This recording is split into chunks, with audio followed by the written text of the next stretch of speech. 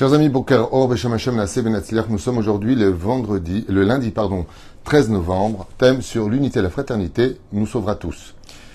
29 du mois de Heshvan, ce soir Rosh Chodesh, qui se lève, le mois de la lumière. Bezrat Hashem, Shur acheté par Avi et Vanessa Ada. Bracha, Rebacha, Vatsacha, Bechuma Sedem, pour l'anniversaire de notre ami Shimon Pachter, avec un grand Mazel Tov, santé, réussite, bonheur et joie. Pour toute sa famille, donc un cadeau de Avi et Vanessa, Shemerechotam Ada.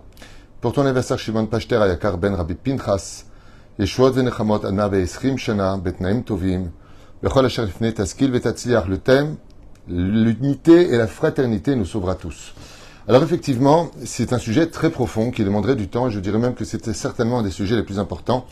Et bien sûr, avec leur permission, on pensera à tous nos otages qui sont toujours dans les mains, malheureusement, du Hamas sur la bande de Gaza, en espérant qu'ils reviennent tous sains et saufs, avec l'aide d'Hachem, Betnaim Tovim, à tous nos soldats Vekol Israël, Chai Vekayam.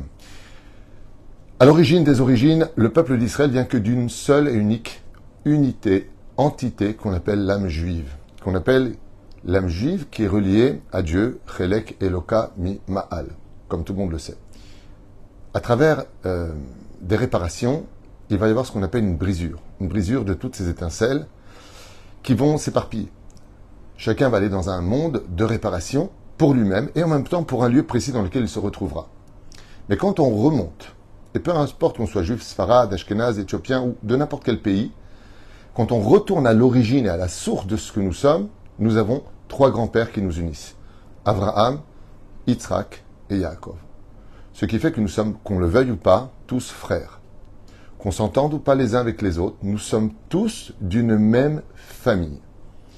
Ce qu'il y a de regrettable, c'est qu'on peut constater très facilement, au fur et à mesure des siècles, que pour ceux qui n'aiment pas les juifs, les antisémites, par excellence, eux n'ont jamais fait de différence, ni par rapport au lieu, par exemple que tu sois juif de Yougoslavie, de France, d'Allemagne, de Pologne, de Russie ou tout autre endroit. Les ennemis d'Israël, si on prend Hitler par exemple, ou on prend Ahmadinejad avec sa fameuse bombe atomique, et encore aujourd'hui l'Iran, ou le Hezbollah, ou même le Hamas, tous les ennemis d'Israël, et ils sont malheureusement nombreux depuis des décennies, ne font pas de différence que tu sois un juif pratiquant ou un juif non pratiquant, que tu sois un juif sfarad ou ashkénaze, que tu sois un juif d'Israël ou de diaspora. Il n'y a pas de différence. Si vous êtes juif, vous êtes un. Prenons par exemple ce qui se passe dans l'actualité. Pourquoi est-ce que les Juifs vivent dans l'insécurité totale en France aujourd'hui? Qu'est-ce qui se passe pour qu'on ait dépassé les 1200 agressions répertoriées? Donc on peut imaginer très facilement le double non répertorié. Juste qu'on comprenne un petit peu. Pourquoi déplacer un problème géographique d'un conflit ici, à 4000 km, ou encore une fusillade pour la deuxième fois dans une école juive au Québec, qui se trouve à 15 000 km ou 14 000 km? Quel rapport? Un conflit ici se règle ici. Pourquoi déplacer un ring sur les autres continents? Quel rapport entre ce qui se passe ici et ce qui se passe là-bas? La réponse se trouve dans notre unité. C'est parce que nous sommes, alors si on dit ouais mais c'est normal, vous êtes pour les Israéliens, vous êtes pour le Hamas, donc il y a Teko. Comme vous êtes, c'est que quelque part, comme je le dis souvent, avec un peu de sourire, moi ça me fait rire quand je vois toutes ces manifestations pro-palestiniennes où le Hamas n'est pas condamné. Vous dites arrêtez ces massacres, selon vos dires. On parlait de massacres en ce qui vous concerne, alors que nous, le fait et les images et ce qui se passe sur place, c'est que même quand on passe par le corridor justement pour accompagner, c'est le Hamas qui tire sur les civils et sur nous. Et c'est les soldats d'Israël qui protègent les civils. Comme vous pouvez le constater si vous voulez un peu ouvrir les yeux. Mais ce qui est impressionnant, c'est pas ça. C'est que si vous voulez que ça cesse, c'est bien beau de dire cessez le feu. Très bien. Et c'est un rapport avec l'unité, vous allez comprendre. C'est très beau de dire arrêtez, cessez le feu. Manifestez pour que les otages soient libérés. Les juifs, donc comme vous n'en avez rien à faire, c'est des juifs, les otages, personne n'en parle. On voit même pas les informations, la tête des otages, non. Pire encore, on a mis des panneaux avec la tête de nos otages, des enfants, des femmes, des vieillards, arrachés, pour bien exprimer qu'on n'en a rien à faire, c'est des juifs. Arrêtez le massacre des pauvres Palestiniens. Très bien. Très bien. Nous aussi, on veut que ça s'arrête. On aimerait bien que nos neveux rentrent à la maison, que tout ça cesse. On est un peuple de paix, pas de guerre. On riposte quand on nous attaque. Mais ça, vous ne le voyez pas. Résultat. Au lieu de manifester, arrêtez. manifester pour que le Hamas libère les otages et on l'arrête. Oui, c'est tellement plus simple. Nous, on récupère nos vivants de ce qui reste. Oui. Et vous, vous obtenez gain de cause puisqu'on arrête les bombardements. Nous sommes partis chercher nos otages et mettre fin à une agression de plusieurs années, depuis les années 96, avant eux c'était le Fatah, pour lequel nous nous battons aujourd'hui. Mais ce qu'il y a d'extraordinaire, et là où je reviens dans le cours, c'est que pour nos ennemis, un juif d'ici ou de là-bas, un juif d'en haut ou d'en bas, un juif, là où il est, même si, quelque part, il n'est pas mêlé au conflit, c'est un juif. Il fait partie d'eux. C'est un membre à eux. C'est une unité. Quand on a mis l'étoile jaune pour la Deuxième Guerre mondiale ici, on ne disait pas à la personne si tu es juif, tu te reconnais en tant que tel ou pas. Tu es juif. Et si vous voulez l'oublier, on le lui rappelait. En d'autres termes, chers amis, tout le monde sait qu'Israël, c'est une seule famille. Tout le monde le sait. Sauf nous. Nous sommes les seuls à avoir, d'une certaine façon, oublié, de par l'assimilation, de par les problèmes que nous rencontrons. Eh bien, ce qu'on oublie, nous, c'est que nous sommes un peuple. Et que quand on rencontre un autre juif, c'est une partie de nous que nous rencontrons dans un autre corps. Car au niveau de l'âme, nous retournons à une seule entité. Vous savez, pendant la Deuxième Guerre mondiale, les rabbinim, après la Deuxième Guerre mondiale, sont partis chercher où étaient les enfants juifs. Et pour savoir où est-ce qu'ils étaient, ils rentraient comme ça dans les réfectoires, il y avait 400 enfants, dans les orphelinats et des fois même ailleurs. Et comment ils faisaient pour savoir en 2 secondes? Bonjour, t'es qui? Comment étaient tes parents? Est-ce que tu as été déporté? On ne peut pas faire des enquêtes pendant des décennies avec des milliers d'enfants. Eh bien, le Rav rentrait, il disait simplement Shema Israël, Adonai Eloheinu, Adonai Echad. Et il y avait toujours 3-4 enfants qui répondaient Baruch, Shem Kevod Malchuto Leolam Vaed. Dites voilà, eux ils sont juifs. On a plusieurs histoires comme ça qui ont été racontées dans plusieurs régions d'Europe pour retrouver les juifs. Nous sommes reliés à une entité, le Shema Israël. Écoute Israël, pas écoute Yehudi. Écoute Ivri, l'hébreu. Avant d'être juif, on était hébreu. Aujourd'hui, on redevient hébreu. Écoute Israël. L'Éternel est notre Dieu. L'Éternel est un. Tout comme Dieu est un, nous sommes un. Ce qui fait que l'invraisemblable, quand on se hait les uns les autres, c'est comme quelqu'un qui dit « Moi, je hais mon doigt et je vais le frapper ». Si vraiment tu veux l'unité, même si des fois on n'aime pas ses pieds, on n'aime pas son nez, on n'aime pas sa bouche, on ne va pas pour autant le frapper. On va l'arranger, on va le maquiller, on va le rapprocher, de tout ce qui va nous plaire. Quand quelque chose ne nous plaît pas chez nous, on met de la crème dessus parce qu'on voit des rides, parce qu'on n'aime pas ce qu'on est, parce qu'on n'aime pas ce que nous représentons. Alors on va s'arranger pour pouvoir mieux le vivre.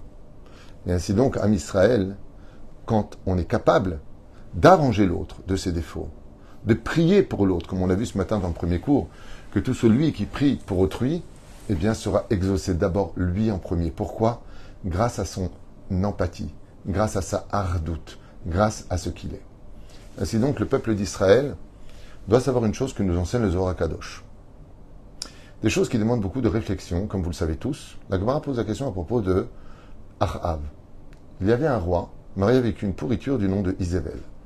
Achav et Isével. Il pratiquait de l'idolâtrie, n'avait aucune empathie pour les religieux à cette époque. C'est l'époque de Eliyahu Zachor Letov, le prophète Eliyahu. Il ne pratiquait pas le Shabbat, ne mangeait pas spécialement kasher. Hachem Ishmor, c'est sûr. Mais il gagnait toutes les guerres, et il n'y avait pratiquement pas de pauvres dans le pays. Et il vivait en sérénité. Le Talmud, il dit, je ne comprends pas. À l'époque du roi David, le roi David, celui qui a écrit les Tehillim, creusait les fondations du Beth Amikdash, même s'il sera construit plus tard par le roi Salomon, son fils. On a eu des galères, on a eu des morts, on a perdu des guerres. Comment est-ce possible? Le Talmud nous dit, c'est très simple. À l'époque de Achav, tous les juifs se disaient bonjour et ils s'aimaient tous. Ils ne parlaient pas trop les uns des autres. Ils s'occupaient de leurs affaires et étaient contents quand une personne gagnait quelque chose. Ah, tu as fait une belle affaire, je suis content pour toi. Vechen alze aderer. C'est là. Oufren, quand nous avons de notre côté à nous, à l'époque du roi David, vécu ce que nous avons vécu et perdu même des guerres, car il faut savoir qu'à l'époque du roi David, ce que nous avons vécu le 7 octobre a été vécu bidiouk dans Shmuel Bet, c'est marqué là-bas. Les Philistins sont sortis de la bande de Gaza, par surprise, ont fait des prisonniers et ont tué des milliers de juifs. Et sont repartis. Le roi David s'est levé après avoir versé des larmes de sang, pris son armée et rentré dans la bande de Gaza, tué les ennemis d'Israël et ramené les captifs. Voilà ce qui s'est passé dans Shmuel Bet, dans la Bible, donc Shmuel numéro 2. Vous regarderez là-bas exactement la même histoire, Béad Rama. Et nous sommes revenus avec une main forte, alors que les nations du monde nous critiquaient, comme quoi que l'histoire se répète. La reine qui est Otsamisée, quelle différence entre les deux époques? Ici, on était plutôt dans le monde de la Torah, et là-bas, on n'était pas du tout dans le monde de la Torah. Le Zohar, il dit, oui, mais ici, on s'aimait tous, et là-bas, on s'aimait pas. Là-bas, on se critiquait. Là-bas, on se voulait du mal. Là-bas, on n'était pas unis. Et étant donné qu'on n'était pas unis, on a fait des brèches. Et dès qu'on n'est pas unis, on laissera toujours une possibilité à celui qui ne nous aime pas de pénétrer, de nous faire du mal. Cette désunion, en réalité, joue contre nous. C'est pour cela qu'une mitzvah essentielle dans laquelle nous avons tous le devoir d'intervenir et d'agir en conséquence, c'est que quand on veut prendre des fruits et qu'on veut les emmener d'un endroit à un autre, si on n'a pas un saladier, si on n'a pas une espèce de panier dans lequel on va reposer tous ces fruits, eh bien on ne pourra pas emmener ces fruits parce qu'ils vont tomber, nos bras ne pourront pas les contenir. Ainsi donc, on se comprenne bien, quand on a la Torah et les mitzvot, qui sont les fruits pour lesquels nous sommes venus vivre dans ce monde et consommer la Torah et les mitzvot, si on n'a pas le panier qui s'appelle la hardout, l'union, eh bien nos mitzvot tombent. Elles ne peuvent pas tenir parce qu'elles sont essentiellement placées, basées dans ce système d'unité du peuple d'Israël. C'est comme un seau, je fais des trous, on n'est pas unis, j'ai beau mettre autant d'eau que je veux dedans, vous avez compris que l'eau s'échappera. Oufren, on va essayer maintenant de comprendre plus profondément pourquoi c'est si important d'être unis comme on le vit aujourd'hui. Moi, ça fait comme, je pense, 39 ans aujourd'hui, je suis arrivé en 1987, j'ai fait ma alia de France, en Israël, et je n'ai pas de souvenir, malgré les belles années vécues en Israël, qu'il y a eu une telle union dans notre pays.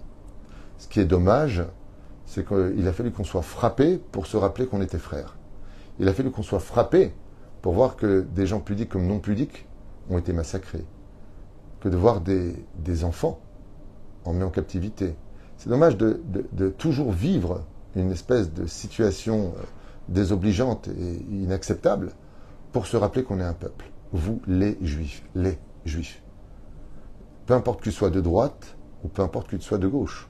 Vous, cette entité-là, cette race qu'on appelle les Juifs. Eh bien, cette situation, je ne l'avais jamais vécue. Aujourd'hui, quand j'arrive quelque part, les gens attendent avec l'ascenseur, venez.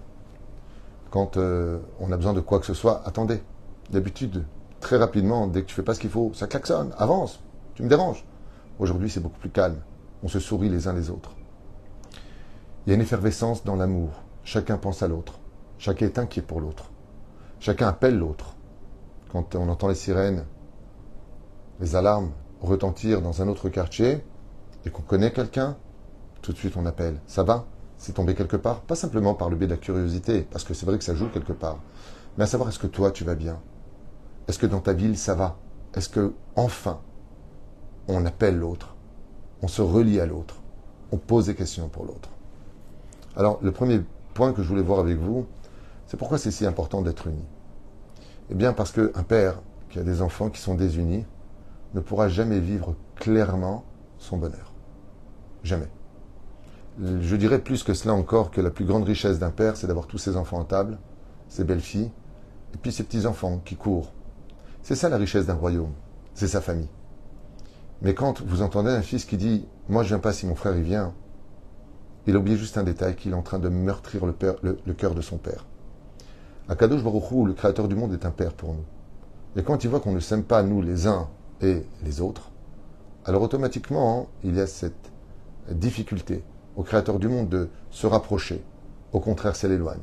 En disant, réglez vos problèmes, parce qu'on ne peut pas rentrer dans une maison qui est en discorde. Et c'est pour cela que Bezrat Hashem Yitbarach, à partir du moment où je me retrouve dans cette situation, d'aimer mon prochain, pas parce que je lui trouve des raisons de l'aimer. Si j'aime une personne parce que j'ai des raisons de l'aimer, ben, c'est pas une mitzvah, c'est un état de fait. On aime les gens qu'on aime, ça le dit lui-même. Mais si j'aime une personne parce que, pour mon père, pour Akadosh Baruch Hu, je vais faire l'effort de surpasser ma médiocrité, ce que je suis, ce que je représente, pour aller au-delà de cela, eh bien, il faut savoir une chose, c'est que l'union du peuple d'Israël, c'est une mitzvah qui n'est pas moins importante que de mettre les téfilines, d'être shomer Shabbat ou de manger kasher ou de respecter la nida. Ce n'est pas moins important. Et c'est pour cela que le plus haut degré que nous disons d'ailleurs dans la prière de Mincha de Shabbat Kodesh, que nous pouvons et que nous devons atteindre, c'est un mot très bizarre. Goy echad ba'aretz. Le mot goy en hébreu n'est pas péjoratif. Ça veut dire nation. En tout cas, vous ne le savez pas. Donc tu dirais Ouma. Nation. Goy echad ba'aretz. On aurait pu dire goy ba'aretz. Bizarrement, dans la prière, il y a une allusion qui est faite. Une nation sur sa terre. Dans la Torah, c'est marqué une nation pour sa terre. Et pourtant, on ne fait pas ça. On vit avec les Arabes dans ce pays, Arabes israéliens qui travaillent, qui ont des postes. Il y a plus d'un demi-million d'Arabes palestiniens qui rentrent dans notre pays. On n'a pas de problème. Comment ça s'appelle les Bédouins travaillent avec nous. Baruch Hashem, partout où on va, j'ai encore été à l'hôpital, on a été accueillis par des Arabes palestiniens. Ils travaillent avec nous, ils travaillent chez nous. Ils ne veulent surtout pas aller là-bas. Ils sont très bien avec nous, comme ils me le disent tout le temps. Bon, faites attention et travaillez bien de l'autre côté. Mais ça, on ne peut pas le dire parce que ça ne se fait pas. Pourtant, c'est des vérités qui sont dans les réseaux sociaux, mais pour celui qui veut chercher la vérité au lieu de constamment dire vous assassinez des enfants, etc. Toujours cette même machine qui est non seulement fausse de façon médiatique, mais en plus de ça, qui devient barbante. Je n'ai même pas envie de répondre tellement c'est nul et non avenu, alors que j'ai fait des cours sur ce sujet-là. Vous freine juste qu'on comprenne. Goy echad ba'aretz. La phrase de Goy echad ba'aretz, une nation sur sa terre, echad. Qu'est-ce que veut Dieu? Il ne veut pas qu'on soit une nation sur sa terre. Il veut qu'on soit une nation unie sur sa terre. Unie. Goy echad ba'aretz. Ce qui fait que ce qui manquait le plus aujourd'hui à la Géoula finale, c'était justement ce point-là. Et je pense qu'aujourd'hui, plus que jamais, avec l'aide d'Hachem, on a atteint le summum de ce que l'on pouvait faire dans cette union qui nous unit tous autour de ce terrible, terrible événement qui a eu lieu sur notre tête. Terrible événement. Parce que ça nous a tous unis malgré tout. Et l'union fait la force. Tout le monde le sait. Quand on rentre dans des mondes plus ésotériques, à propos de l'union, il faut savoir que Dieu nous a donné 613 mitzvot de la Torah. Mais on ne peut pas toutes les faire. Je ne suis pas Cohen, tu n'es pas Lévi, je suis Israël, je suis en Israël. Toi, tu es encore en diaspora. Comment pourrions-nous plutôt dire à Kadosh Baruch Hu que oui, Bémet, on vit nos mitzvot? La réponse est simple. L'amour crée le cœur. Ou plutôt le cœur crée l'amour, quand j'en ai encore un. Quand je suis capable d'aimer une personne, Bémet, parce que j'ai une mitzvah de l'aimer, parce que c'est mon frère, parce qu'on fait partie d'une même famille. Il faut savoir qu'à ce moment-là, les mitzvot lui appartiennent et ces mitzvot lui appartiennent. C'est-à-dire que si je suis capable d'aimer une personne, l'ensemble de ce que nous sommes va créer la perfection du dévoilement divin. Prenons un exemple ilchatique de la halakha juive.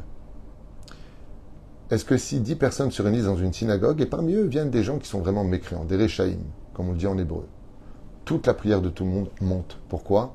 Parce que dès qu'on est unis, Bet Knesset, la maison du rassemblement, dès qu'on est unis, on est écouté. Des fois, on se dit, tu sais, je prie, mais ça ne sert à rien. Pourquoi? Eh bien, parce que je prie Hachem et mes prières ne sont pas reçues.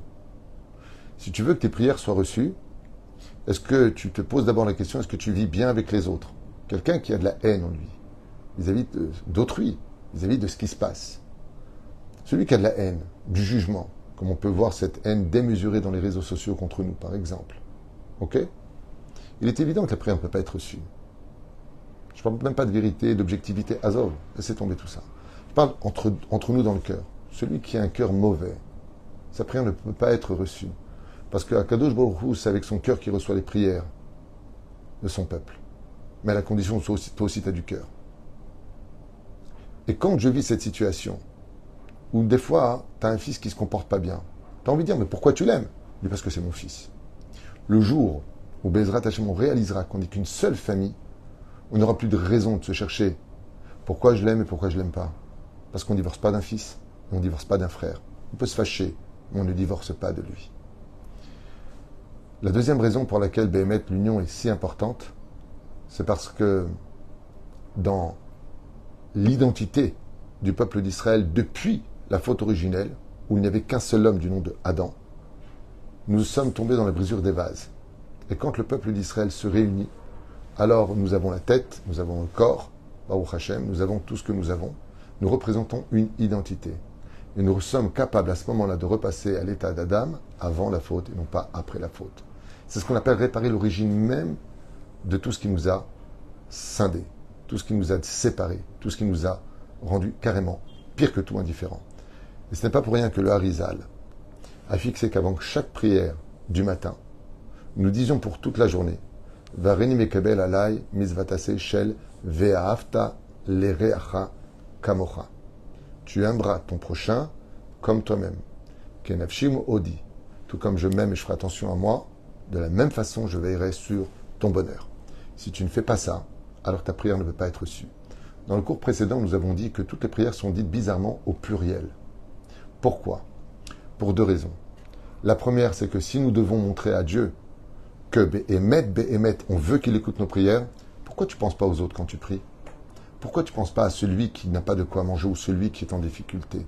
Celui qui n'est pas encore marié ou celui qui n'a pas encore de quoi acheter une maison?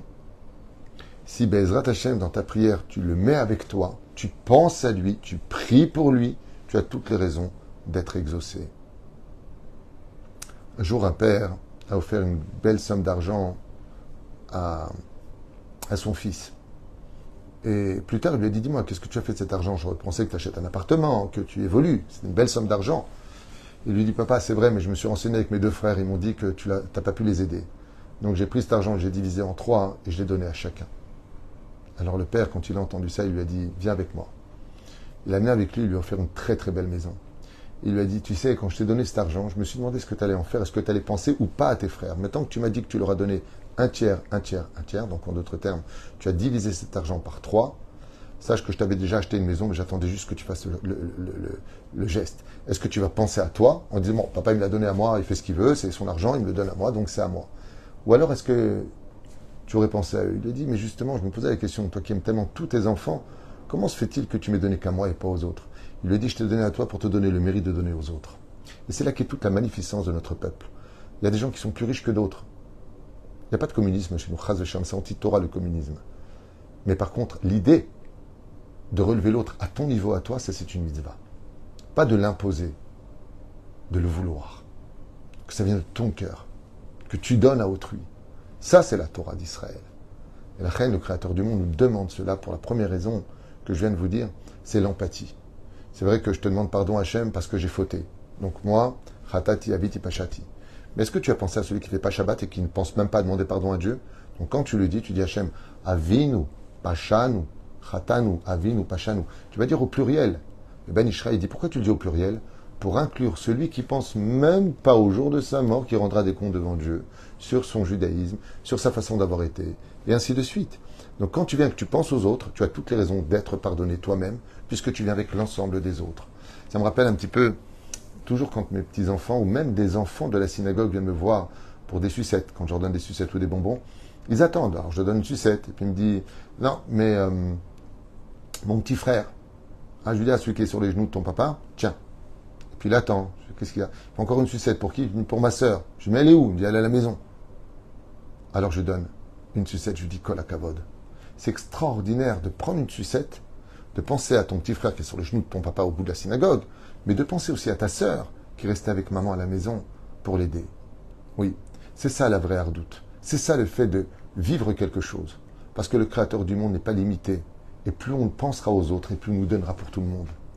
Et la reine, on n'a rien à perdre si ce n'est que de prendre le jus extraordinaire, matok, sucré, de ce que peut offrir la hardoute, l'union même dans ce que nous avons. À un tel point que le roi David a dit, il n'y a pas plus doux, il n'y a pas plus agréable au monde que de vivre l'union. Inematov, uman naim, Shevet Achim Gam Yachad. Qu'est-ce qu'il y a de plus beau au monde, aux yeux d'une famille, aux yeux de Dieu? C'est quand on est tous unis. Tous unis. Le Lachon Hara nous a détruit le temple, nous a dispersés parmi les nations. L'amour gratuit nous ramènera sur notre terre et nous fera vivre la rédemption.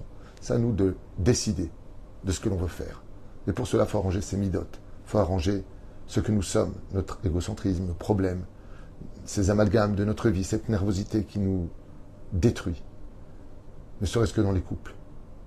Encore aujourd'hui, malgré la guerre, ça explose. Dans les couples. Tu m'as dit, tu m'as fait, dégage. Chaval. Chaval Meod. Chaval Meod.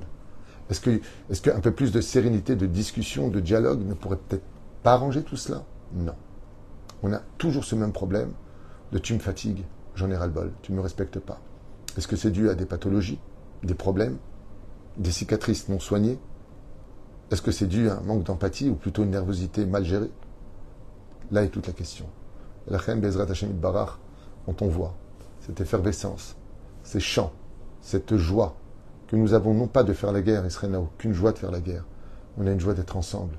Quand on débarque et qu'on voit nos soldats, et on débarque avec de la viande, on leur apporte tout ce dont ils ont besoin, le réconfort.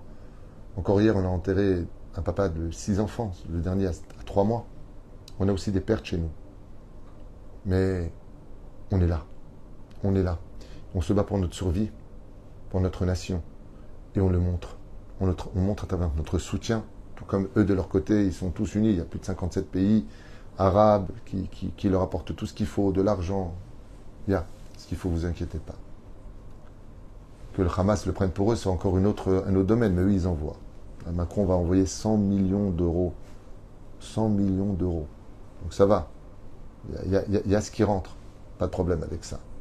Aval, de l'autre côté, comme on dit les Gazaouis, mais arrêtez d'envoyer cet argent, on ne le récupère pas nous. C'est eux qui le récupèrent. La tête du Hamas. Pour eux, pour leur organisation. Pour faire plus d'armes. Comme on a trouvé hier une vidéo incroyable. Dans les tunnels, des milliers d'armes, de missiles. C'est à ça qu'a servi l'argent de la bande de Gaza. Au lieu de construire ces villes, au lieu d'améliorer la situation, comme dans les écoles. Vous avez vu cette vidéo où un journaliste gauchiste rentre et dit « mais j'en reviens pas ». Dans l'école elle-même, dans l'école, des armes pour apprendre aux enfants à tuer. Nous, on leur apprend à aimer, à vivre. Nous, c'est ce qu'on fait. Nous, c'est ce qu'on fait dans les écoles. J'ai été prof dans les écoles israéliennes, on ne leur apprend aucunement ni à tuer, ni à manquer de respect. Après, la jeunesse vit sa jeunesse.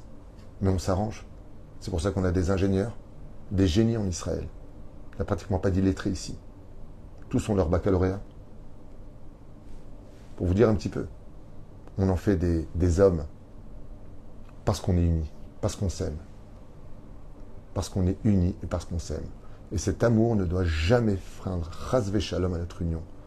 Parce qu'un juif, apparemment chez les nations du monde, comme l'avait dit Golda Meir, nous on est aimés que quand on est allongé mort. Ils adorent faire leurs condoléances à Israël. Mais quand on est vivant, on est toujours condamné. C'est fou.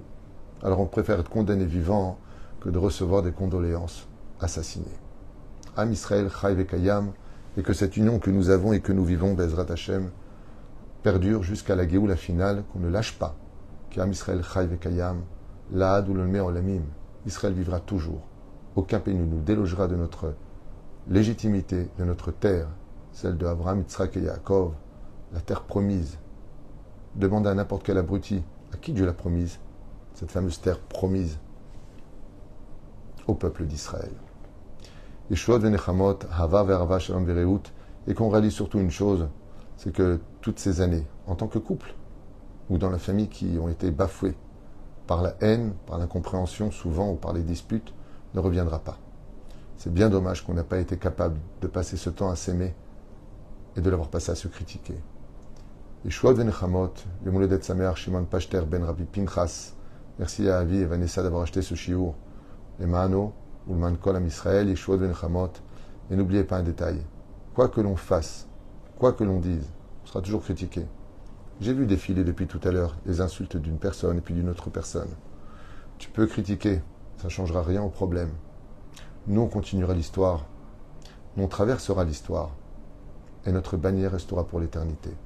Donc, on dit que quand les chiens aboient, la caravane continue toujours son chemin. Kol Tuv et les Traut.